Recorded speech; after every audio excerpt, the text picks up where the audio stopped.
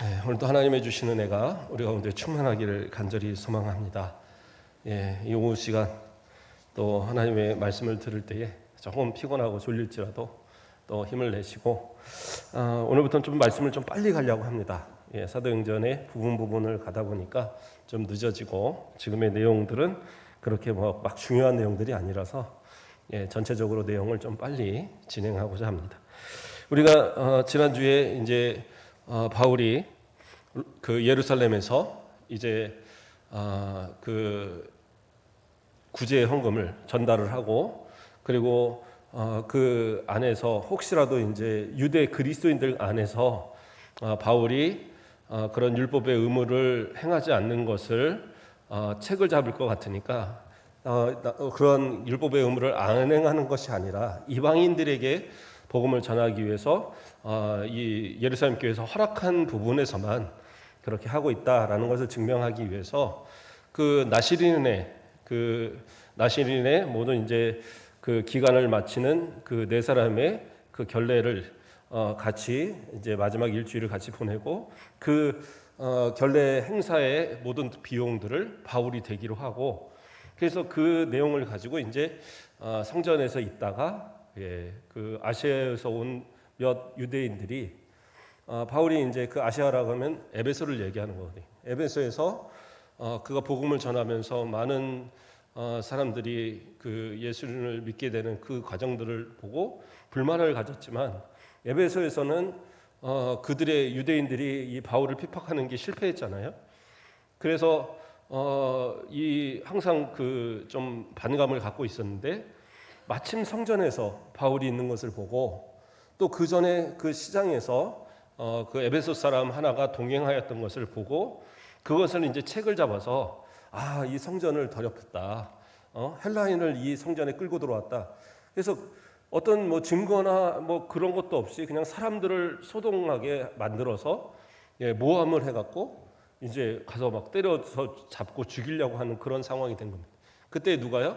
이제 천부장이 그 소동을 듣고 사람들을 급파해서 군대를 끌고 가서 그 이제 구출을 해나죠. 이제 거기까지가 지난주에 우리가 살폈던 이야기입니다. 그런데 이제 그 구출된 이 바울을 데려갔던 이 천부장이 이제 이 사람을 데리고 왔는데 이 사람이 이제 도대체 왜 이 맡고 있는가를 잘 모르잖아요. 그래서 그 사람을 이 바울을 데리고 가면서 이제 우선은 구출을 해야 되니까 사람들이 막 죽이려고 막 이렇게 하니까 그 군인들에게 들러매게 해서 그냥 이렇게 끌고 온 것도 아니에요. 쇠사슬에 매서 처음에 끌고 오다가 사람들이 막 죽이려고 하니까 들러매갖고 그래갖고 이제 들어가는 겁니다. 그래도 군용으로 이렇게 들어가기 전에 층계에 이제 다다랐는데 그때 이제 바울이 입을 여는 거예요. 바울이 입을 열면서 내가 지금 말을 좀 해도 되겠는가라는 이야기를 이렇게 먼저 이야기를 합니다. 그랬더니 이 그 천부장이 그 사람의 이제 말에 깜짝 놀란 거예요. 왜냐하면 헬라어를 말을 하는데 그 헬라어를 구사하는 말이 상당히 그 고급스러운 말을 이렇게 하고 있는 겁니다. 그래서 내가 당신에게 말을 할 수 있느냐라고 이제 간단하게 해석을 했지만 이 어투가 상당히 고급스러운 헬라어를 사용하고 있으니까 그가 놀라서 당신이 헬라 말을 하느냐 이렇게 이제 반문을 합니다. 헬라 말을 하느냐. 그러니까 그 당시에 헬라어를 모르는 사람은 없어요. 다 어느 정도 할 수 있었는데 그러나 우리도 보면 사투리가 있잖아요. 그래서 서울 말투가 있고 또 이제 이렇게 전라도 말투가 있고 경상도 말투가 있듯이 그러니까 어떤 그러한 이제 그 로마가 아니라 헬라어를 아주 그 통용되는 아주 그 정상적인 말로 이렇게 사용하는 사람이 많지 않은데 아주 고급스러운 단어를 사용하고서 말을 하니까 당신이 헬라어를 할 줄 아느냐 깜짝 놀라면서 물어보면서 그러면서 이제 이야기하는 거예요. 혹시 당신이 유대인이 아닌 거 아닌가라는 것. 처음엔 유대인이라고 잡아왔는데 헬라어를 너무 잘하니까 유대인이 아닌 거 아닌가 그러면서 하는 말이 뭐냐? 내가 이전에 소유를 일으켜 자객 4,000명을 거느리고 광야로 갔던 애굽인이 아니냐? 이렇게 물어봐요. 이게 무슨 말이냐면 이제 이 배경을 좀 알아야 되는데 애굽인 한 사람이 그 어떤 거짓 선지자가 하나 있었던 거예요. 그래서 이 바로 몇 년 전에 이 사건이 있기 몇 년 전에 있었던 일인데 한 3만 명 정도의 사람을 끌고 와서 이 예루살렘 근처에다가 진을 쳐놓고 그리고 그 감난산과 거기를 이제 오가면서 이 거짓 예언을 한 겁니다. 그게 뭐라고 얘기하느냐? 이 성이 무너질 것이고 그리고 로마 군대가 멸망할 것이다. 그래서 이런 이제 말을 막 쏟아내니까 안 되겠으니까 이 당시에 이제 가이사랴에 있는 그 베릭스 총독이 군대를 이끌고 그들을 다 진압해 버립니다. 그래서 그들을 다 없앴는데 주모자가 도망을 갔어요.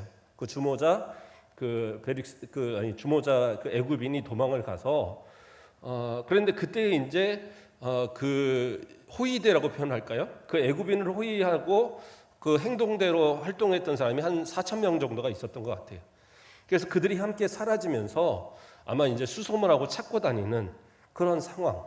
물론 이제 나중에는 잡혀서 이제 그가 죽었다라는 그런 이제 기록이 나오는데 이때는 이제 도망 다니고 있을 때입니다.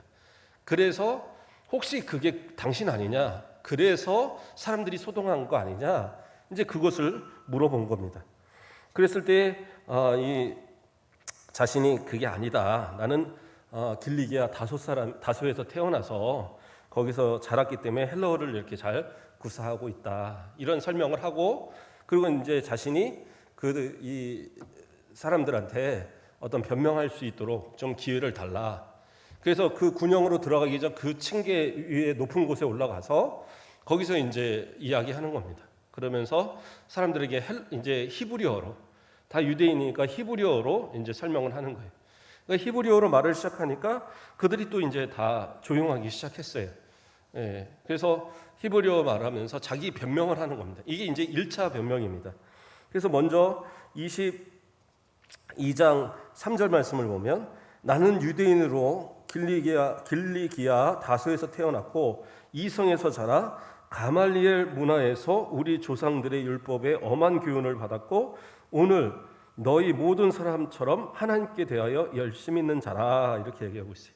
그러니까 자신은 다소에서 태어났지만 자기는 유대인으로서 가말리엘 문화에서 바리새인 교육을 다 받았고 율법에 있어서 누구보다도 다 열심히 자기는 그렇게 살았던 사람이다. 그러면서 이제 자신에 대한 소개를 먼저 합니다. 그다음에 두 번째로는 자신은 이제 그러한 열심을 가지고 예수 믿는 사람들을 핍박하는 이런 일에 앞장을 섰지만 그래서 자기가 다메섹까지 사람들을 체포할 수 있는 영장이라고 표현할까요? 그거를 가지고 이제 다메섹에 있는 유대인들에게까지 찾아갔는데 그 가는 도중에 그때 이제 예수님을 만난 그 일을 그래서 예수님께서 자신을 불러서 이렇게 내가 핍박하는 나사렛 예수다. 그렇게 자신을 예수님이 말씀하시면서 이방인에게로 너를 보내기 위해서 내가 불렀다. 이렇게 이제 이야기를 하셨다라는 거예요.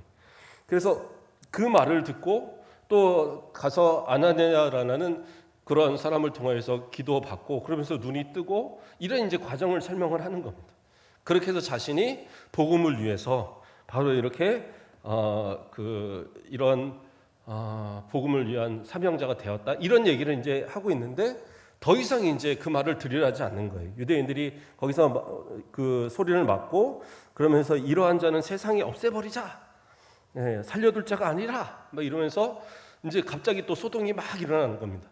그러니까 이제 천부장이 급히 그를 데리고 이제 들어왔어요. 그러니까 아직 저 사람들이 도대체 왜 이 사람을 죽이려는지 지금 이제 그 상황을 모르겠는 겁니다. 그래서 들어오면서 하는 말이 천부장이 하는 말이 이 사람을 채찍질하면서 신문하라. 그 이제 이 군병들한테 얘기한 거예요. 채찍질하면서 신문해서 도대체 왜 이러한 지금 어려움을 당하고 있느냐? 왜 유대인들이 이렇게 죽이려고 하느냐? 이유를 달아. 그때 이야기하니까 그때서 이제 바울이 나는 로마 시민권을 가지고 있는 사람이다. 내가 로마 시민권을 갖고 있는데 나를 도대체 내 죄가 뭔지 밝히지도 않고 나를 먼저 채찍질하라고 하느냐? 이건 부당하지 않느냐? 이렇게 얘기하는 거예요. 그러니까 이제 이 천부장이 깜짝 놀란 겁니다. 아니 로마 시민권을 갖고 있다? 그럼 언제부터 갖고 있었냐? 나는 나오면서부터 갖고 있었다. 얘기하는 거예요, 바울이. 그런데 이 천부장은 많은 돈을 주고 나서 자기는 로마 시민권을 샀거든요. 그런데 이 사람은 나면서부터 이 시민권을 갖고 있다고 그러니까 자기보다 상당히 지위가 높은 사람으로 본 거예요. 그래서 두려워서 함부로 할 수는 없고, 그래서 어쨌든 이 사람이 무슨 죄가 있는지를 봐야 되니까 다시 유대인들에게 연락을 해서 공회를 소집을 합니다. 공회를 소집을 해서 그 공회 앞에서 이제 바울의 죄가 무엇인지를 판단하게 하고, 또 바울도 자신의 그 죄 없음을 소명하게 하기 위해서 공회를 소집을 했어요. 그래서 공회는 대제사장과 또 그 제사장 출신들과 또 서기관들, 그리고 이 바리새인들과 사두개인들이 이제 다 함께 모이거든요. 또 지역의 장로들이 모이고, 그래서 이제 대부분 이렇게 구분을 하면 이 사두개인들과 바리새인들이 거의 이제 비등비등하게 자리를 잡게 됩니다. 그래서 이 첫 번째 이제 그 두 번째 이제 변론이 되겠죠. 자신에 대한 두 번째 변명을 위해서 그 공회 앞에 갖고 천부장이 이제 데리고 거기 가서 호의한 상태에서 이제 재판을 받게 하는 겁니다. 그래서 이제 아나니아라는, 그 당시에 이제 아나니아라는 대제사장이 있었는데, 그 대제사장이 이제 이 공회를 주관을 하는 거예요.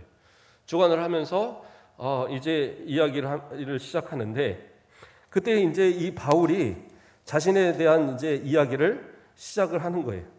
그래서 이야기를 하면서 말을 꺼내면서 이제 시작을 하니까, 그때 말이 몇 마디 나가기도 전에 형제들아 하고 안부 전하면서 이야기 시작할 때에 바로 이 아나니아가 뭐라고 그러냐면, 가서 저기 이 옆에 있는 사람들한테 바울의 입을 때려라 그래요. 네, 입을 때려라. 그 입을 치라고 합니다. 근데 입을 치라는 건 뭐냐면 이게 모독하는 거예요. 그러니까 뺨을 때리는 거나 똑같은 얘기인 겁니다. 그래서 상대방을 아주 모독하는 그러한 행위가 입을 때리거나 이 뺨을 때리는 거예요. 근데 아나니아가 그러한 얘기를 할 때 바울은 솔직히 자기가 잘못한 게 없잖아요. 예, 자기가 말하는 것은 형제들아 하고 인사하고 나는 범사의 양심을 따라 하나님을 섬겼노라 하면서 이제 말 한마디 딱 시작하는데 가서 입을 쳐라. 그러니까 바울이 보통이 아니었던 겁니다. 환상격했던 거예요. 그 대제사장인지 아닌지를 본인은 몰랐다고 그러지만 내가 볼 때는 알았겠죠. 왜냐하면 그 공회를 주도하는 사람이 당연히 대제사장이고 그 사람이 그 가운데 상석에 이렇게 있었을 것이고, 그런데 그 사람이 말하자마자 뭐라고 얘기하느냐? 바울이 이르되 회칠한 담이여 당신 하나님이 너를 치시리로다. 내가 나를 율법대로 심판한다고 앉아서 율법을 어기고 나를 치라 하느냐? 그렇죠? 그 상석에 앉았고 심판석에 앉았고 심판하는 그 사람이 아직 내가 죄가 뭔지도 모르고 율법으로 판단도 안 하고 그리고 나서 나를 치라고 하느냐 이거예요. 그러면서 하나님이 너를 오히려 칠 것이다. 회칠한 무덤아. 아니 회칠한 무덤이 아니지. 회칠한 담아. 그러니까 이건 이제 회칠한 무덤이나 비슷한 말로 쓰는 겁니다. 뭐냐면 이제 흙담들이잖아요. 흙담들이다 보니까 담이 이제 오래되면 망가지고 하는데 그 담을 새로 만들지 않고 겉에다가 이제 회칠을 해서 깨끗하게 보이게 만드는 거예요. 그러니까 자체로는 낡고 이제 못 쓰게 된 담인데 회칠을 해서 깨끗해 보이는 그런 상태. 그러니까 회칠한 무덤 같은 경우에는 시체가 들어있는 그런 무덤인데 그 무덤을 이렇게 그 회칠을 해서 깨끗하게 보이게 하는. 그러니까 다 같은 말이거든요. 그래서 겉으로는 거룩한 척, 겉으로는 깨끗한 척하면서 속은 아주 더러운 그런 상태의 사람이다라는 의미로서 회칠한 담이여 이렇게 부르는 거예요. 그리고 하나님이 오히려 널 칠 거다. 그리고 막 그런 얘기를 던지니까 옆에 있는 사람들이 이제 또 다시 얘기하는 겁니다. 네가 어떻게 대제사장을 하나님의 대제사장을 저주하느냐 하고 이제 또 이제 따져요. 그러니까 그때 가서 이제 바울이 하는 얘기가 나는 그가 몰랐다. 설마 대제사장이 그렇게 말할 리가 있겠냐. 그래서 나는 그 사람이 대제사장이 아닌 줄 알았다. 하나님께서도 그 지도자들에 대해서 이렇게 순종하라고 하고 했는데 아이고 내가 뭘 알고 그러진 않지. 그러면서 이제 넘어가는 거예요. 그러면서 이제 자신에 대해서 변호를 해야 되는데 아마도 바울이 생각할 때 여기서는 어떤 변호의 이야기가 통하지 않을 거라고 생각을 했던 것 같습니다. 그리고 가만히 보니까 아까 말한 대로 바리새인과 사두개인들이 서로 비등하게 있으니까 거기다가 이제 서로 싸움을 붙인 거예요. 어떻게 얘기하느냐? 나는 바리새인입니다. 나는 바리새인이라서 나는 부활도 믿고 나는 그런 선지서나 모르는 이런 것도 율법의 말들을 저는 다 믿습니다. 그래서 지금 내가 이렇게 잡혀온 것은 내가 부활을 얘기했기 때문에, 부활의 소망을 얘기했기 때문에 내가 이렇게 잡혀온 겁니다. 이렇게 딱 외친 거예요.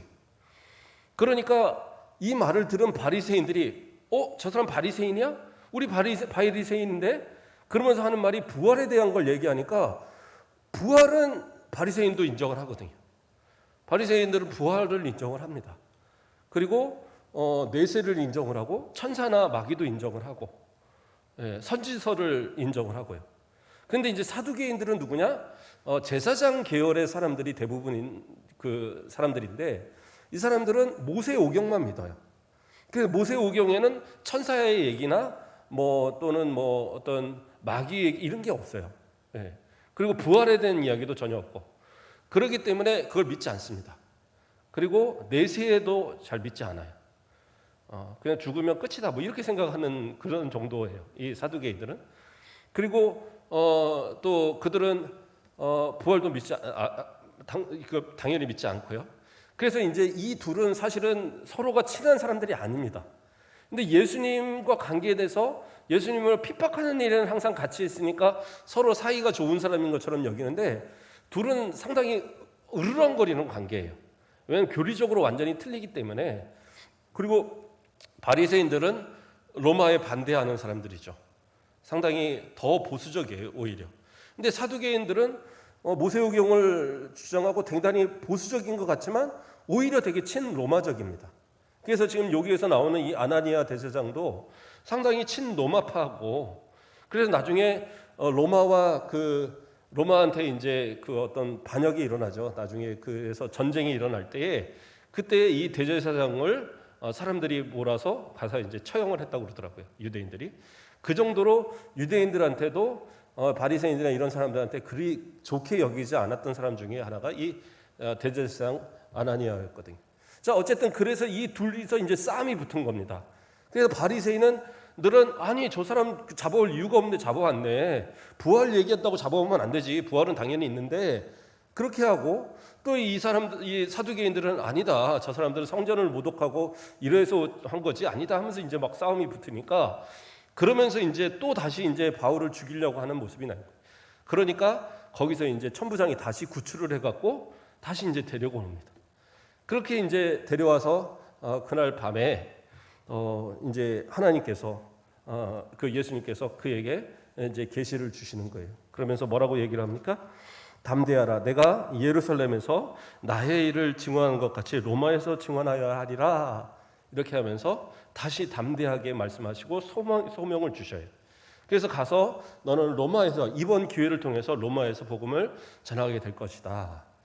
그랬는데 이제 그리고 나서 이제 날이 샜는데 한 그 사람이 이제 찾아옵니다. 바울을. 누가 찾아오냐면 바울의 조카가 찾아와요. 바울의 조카가 찾아와서 지금 이제 저 아나니아 대제사장과 또 사람들이 계략을 꾸며서 한 40여 명이 내가 저 바울을 죽이기 전에는 먹지도 않고 이렇게 자지도 않고 나는 정말 이따가 저 바울을 죽이겠다 이렇게 계획을 한다라는 거예요.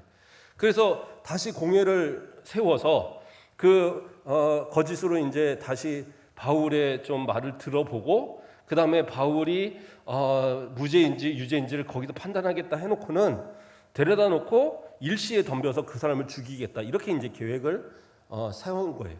근데 이 계획을 알고 이 바울의 조카가 와서 이야기를 하고 그 이야기를 들은 바울은 이제 백부장을 시켜서 천부장한테 이 사람을 좀 데리고 가라. 그래갖고 이제 이 사람이 긴히 할 얘기가 있다 해서 천부장이 이제 또 따로 데리러 가니까 이 얘기를 쫙 하는 거예요. 그래서 생각을 해보니까 이 공회를 또 열었다가는 가서 반드시 죽게 돼 있거든요. 그런데 로마 시민권을 가진 사람이 거기서 죽었다. 그러면 그 책임은 또 이 천부장이 져야 되는 거죠. 그러니까 고심을 하다가 밤에 제3시니까 한 저녁 9시 정도 된 시간입니다. 그 9시 정도 된 시간에 이제 군대들을 끌어모으는 겁니다. 백부장 둘을 모아서 보병을 200명을, 그리고 기병과 뭐 이러한 군사들을 다 끌어모아서 니네들 이 밤에 가이사랴로 그 벨리스 총독에게로 이 사람을 빨리 데려가라. 그러면 이제 총독에게 이 바울에 대한 편지를 함께해서 보내게 됩니다. 그때 이제 편지를 내용을 뭐라고 썼느냐? 글라우디오 루시아는 총독 벨릭스 각가에게 문안하나이다. 그래서 여기서 루시아가 천부장 자기 이름인 거예요. 천부장이 총독 벨릭스 각가에게 문안하나이다. 이 사람이 유대인들에게 잡혀 죽게 된 것을 내가 로마 사람인 줄 들어 알고 군대를 거느리고 가서 구원하여 유대인들이 무슨 일로 그를 고발하는지 알고자 하여 그들이 공회로 데리고 내려갔더니 고발하는 것이 그들의 율법 문제에 관한 것뿐이요 한 가지도 죽이거나 결박할 사유가 없음을 발견한나이다. 그러나 이 사람을 해하려는 관계가 있다고 누가 내게 알려주기로 곧 당신께 보내며 또 고발하는 사람들도 당신 앞에서 그에 대하여 말하라 하였나이다. 이렇게 이야기합니다. 그래서 이제 이렇게 편지를 보낸 거예요. 다시 말해서 천부장이 볼 때는 아무 죄가 없는 거예요. 그냥 유대인들, 그 점령지에 있는 유대인들의 그 자신들의 율법의 관계에 대해서 이야기하는 것밖에 이 로마의 군대에 잡혀 있을 어떤 죄도 없고 또 잡아 죽일 만한 어떤 죄도 없다라는 거예요. 그래서 벨릭스 총독께서 잘 판단해서 이제 놓아주시지 이렇게 해주시기 바랍니다 하고 이제 보낸 거예요. 그러니까 어쨌든 이제 이 고발하는 사람들과의 문제도 또 해결을 해야 되니까 그래서 이제 벨릭스 총독에게 그렇게 갔고 이제 벨릭스 총독이 이제 그 사람을 데려다가 너는 어디 출신이냐? 그러니까 이제 나는 길리기아 다소 사람이다. 그러니까 알겠다. 그리고 이제 헤롯궁에다 두었다가 저기 사람들이 오면 이제 그 고발하는 자들이 오면 함께 그 서로 저기를 하겠다. 그 재판을 하겠다. 이렇게 이제 이야기를 한 겁니다.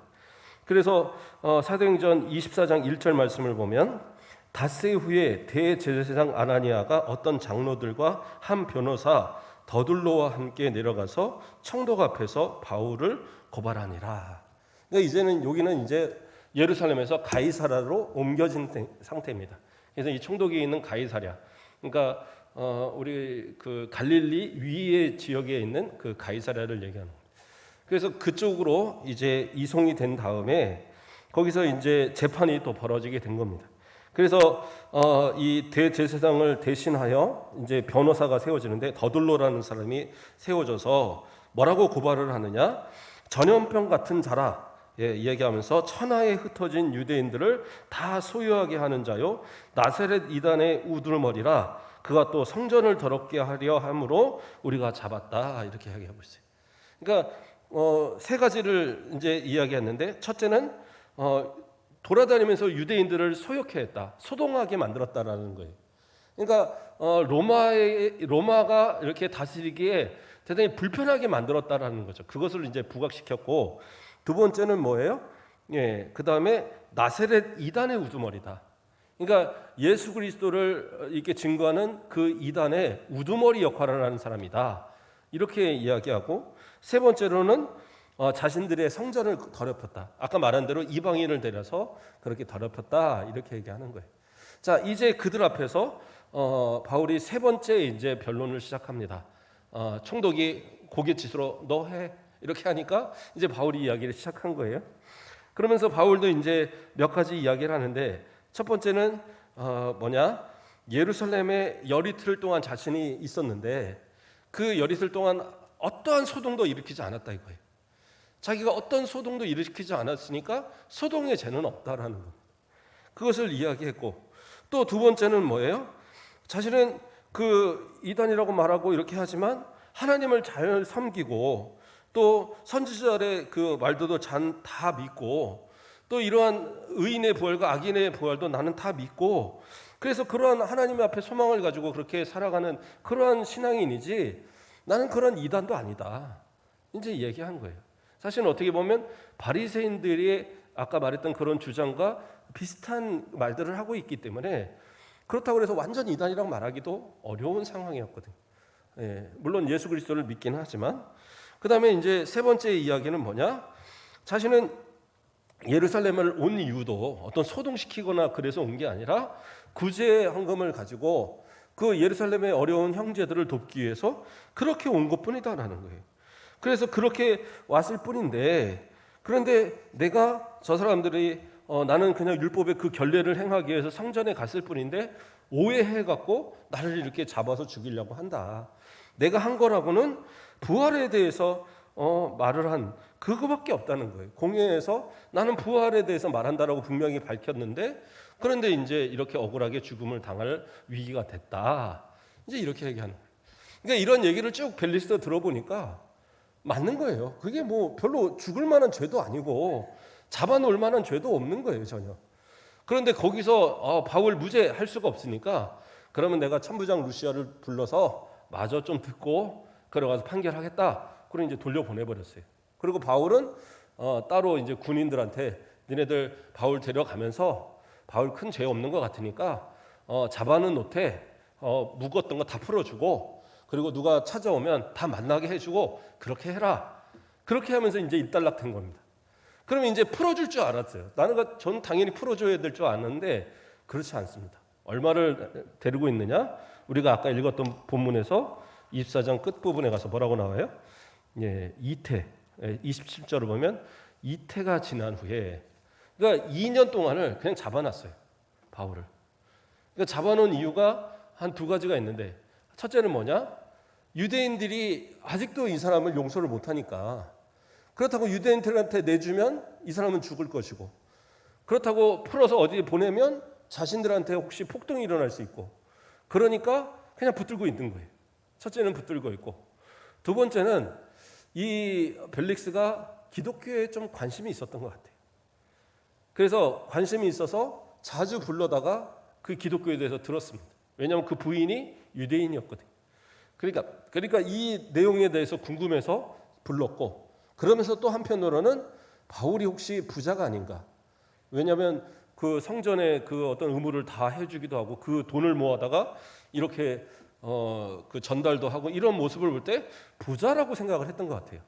그래서 한편으로 좀 돈을 받을 수 있는가 이런 생각, 그러한 생각에서 또 이제 로마 신분권을 갖고 있는 사람이고 하니까 친분을 가지려고, 그리고 그런 돈을 받으려고, 그리고 그의 어떤 말을 들으려고, 이런 여러 가지 이유로 2년 동안을 붙들어 놓습니다. 그러면서 그 가운데 이제 부활에 대한 이야기, 또 심판에 대한 이야기, 이런 얘기를 들으면서 때로는 무서워서 아이고 나중에 다시 듣자, 그리고 돌려보내기도 하고 또 듣고, 그렇게 해서 2년이 지났는데 그 다음에 어떻게 됩니까? 이제 그 베스도라는 다음 총독에게 넘겨주는. 그런데 그 순간까지도 이 바울을 안 보내고 그대로 넘겨준 거예요. 이제 그 이야기부터는 다음 주에 살펴보도록 하는데요. 오늘은 거의 이야기로만 쭉 이어갔습니다. 바울은 죄가 없기 때문에 사실은 천부장에게 이야기하고 어떻게 보면 풀려날 수도 있었어요. 그러나 바울은 그렇게 하지 않고 할 수 있으면 자신에 대한 어떤 그러한 변호들을 그 변론을 유대인들 앞에서 계속합니다. 그랬던 이유는 어떻게 보면 복음을 위한 그의 노력일 거예요. 왜? 하나님께서 예루살렘을 보내실 때 자신을 향한 분명한 계획이 있을 거라 그는 믿었기 때문에, 그래서 할 수만 있으면 복음에 대해서 변론하고 또 성도들이 마음껏 신앙할 수 있도록 하는 그런 변론의 기회가 될 거라는 생각을 했던 것 같아요. 그래서 꾸준히 그렇게 계속 이야기했고, 또 한편으로는 벨릭스에게 복음을 전할 수 있는 그런 기회가 돼서 성도기 만약에 복음을 받아들인다면 또 그 다스리는 유대와 모든 지역이 얼마나 평안하게 신앙생활할 수 있겠어요. 그래서 그런 기회로 삼기 위해서 바울은 꾸준하게 그 자리에서 계속 자신의 역할을 감당하고 있었던 겁니다. 로마 시민권을 가졌고 또 그는 무지한 상황이기 때문에 나를 풀어달라 하면 총독도 천부장도 안 풀어줄 수가 없어요.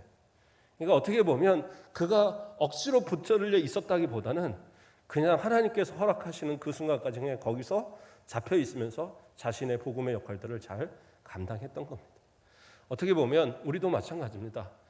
우리가 살아가는 동안에 다 그리스도인들로서 평안하게 정말 복음 안에서만 살면 우리는 얼마나 행복하겠습니까?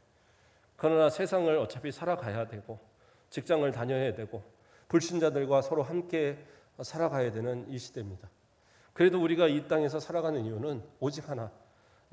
오늘 오전에도 우리가 살폈지만 우리 안에 계신, 내 안에 계신 예수 그리스도를 존귀하게 하기 위해서, 하나님의 영광을 위해서 우리는 살아가는 자들이 사나 죽으나 주님을 위해서 사시겠다는 그러한 믿음 가지고 정말 바울이 예루살렘이든 로마든 어느 곳이든 그 속한 곳에서 오직 주님의 영광을 위해서 복음을 위해서 살았던 것처럼 주님 앞에 가는 그날까지 복음으로 승리하시는 우리 모든 성도들 되길 주님의 이름으로 축복드립니다. 기도하겠습니다. 사랑의 하나님, 감사를 드립니다. 바울은 예루살렘에 여러 가지 시련이 기다릴 것을 알면서도 주님의 뜻이라면 순종하는 마음으로 또 찾아갔고, 또 원치 않게 누명으로 유대인들의 죽을 위기를 여러 번 겪으면서도 오히려 복음의 기회로 삼아 그리스도를 변론하고 또 총독에게 복음을 전하고 또 만나는 모든 사람마다 복음의 기회로 삼았던 바울의 모습을 바라봅니다. 사나 죽으나 내 안에 계신 주님을 존귀케 하기를 소망하는 바울의 모습이 우리의 모습이 되게 하시고, 살아가는 모든 동안에서 우리를 통하여 복음이 우리의 삶의 모든 만남 속에 증거되어지는 복된 삶을 누릴 수 있도록 축복하여 주시옵소서. 감사합니다. 예수 그리스도의 이름으로 기도드립니다. 아멘.